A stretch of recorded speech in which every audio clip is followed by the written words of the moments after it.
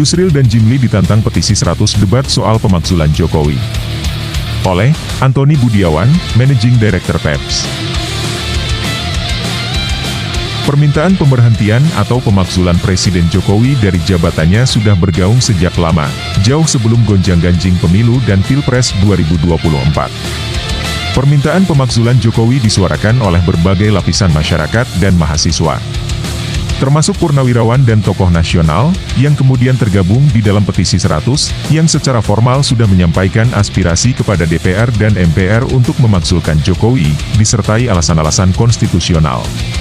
Petisi 100 kemudian diterima oleh perwakilan MPR dari unsur DPD, Dewan Perwakilan Daerah, pada Juli 2023.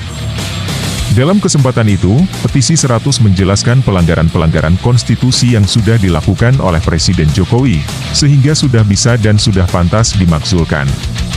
Pertemuan petisi 100 dengan Menko Polhukam Mahfud MD, 9 Januari 2024, hanya salah satu saluran aspirasi saja. Ini bukan yang pertama kali petisi 100 menyampaikan aspirasi pemakzulan Jokowi. Dan ini tidak ada urusan dengan pemilu dan Pilpres. Ini masalah penyelamatan bangsa dan negara dari kerusakan lebih dalam, dari tangan pelanggar konstitusi dan pengkhianat negara. Suara petisi 100 semakin bergema. Pemerintah dan pendukungnya semakin terpojok, karena dugaan pelanggaran konstitusi semakin nyata. Yusril Iza Mahendra, ahli hukum tata negara, akhirnya bersuara. Yusril mengatakan, permintaan petisi 100 untuk memakzulkan Jokowi inkonstitusional. Menurut Yusril, Presiden hanya bisa dimakzulkan kalau melanggar pasal 7 BUUD 1945, yaitu melakukan pengkhianatan terhadap negara, korupsi, penyuapan, tindak pidana berat lainnya, melakukan perbuatan tercela atau tidak memenuhi syarat lagi sebagai Presiden.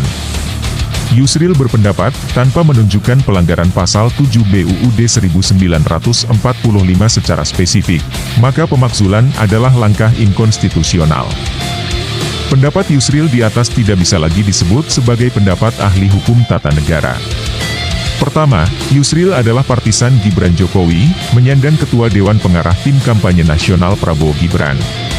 Karena itu, pendapatnya menjadi bias. Kedua, Yusril gegabah mengatakan tuntutan pemakzulan Jokowi yang disampaikan petisi 100 adalah inkonstitusional, tanpa tahu latar belakang tuntutan dari petisi 100.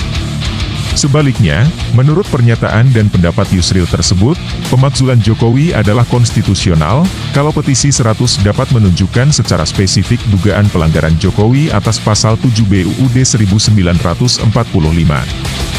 Pernyataan Yusril tersebut akan semakin memperkuat bahwa proses pemakzulan Jokowi adalah konstitusional. Karena petisi 100 dalam dalilnya sudah menunjukkan secara spesifik dugaan pelanggaran-pelanggaran Jokowi seperti dimaksud pasal 7 BUUD 1945.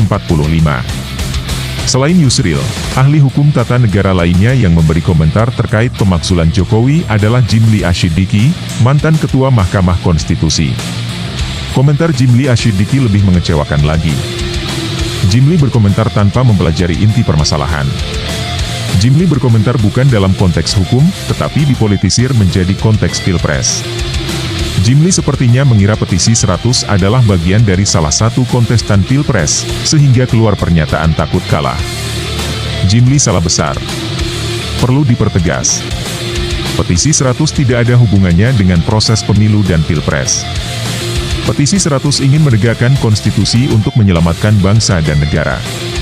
Pelanggar konstitusi harus ditindak tegas sesuai peraturan dan undang-undang yang berlaku. Kalau Presiden melanggar konstitusi, seperti dimaksud pasal 7 BUUD 1945, maka sesuai perintah konstitusi, Presiden wajib diberhentikan alias dimakzulkan. Berapa lama proses pemakzulan Presiden tidak penting, dan tidak menjadi faktor pertimbangan sama sekali untuk proses pemakzulan Presiden. Yang sekarang perlu dibuktikan adalah, apakah benar Presiden Jokowi sudah melanggar pasal 7 BUUD 1945, yaitu melakukan pengkhianatan terhadap negara, atau korupsi, penyuapan, tindak pidana berat lainnya, atau perbuatan tercela, sehingga sudah layak dimakzulkan. Untuk itu, petisi 100 siap berdebat dengan Yusril dan Jimli, bahwa Presiden Jokowi telah melanggar pasal 7 BUUD 1945. Apakah Yusril dan Jimli siap?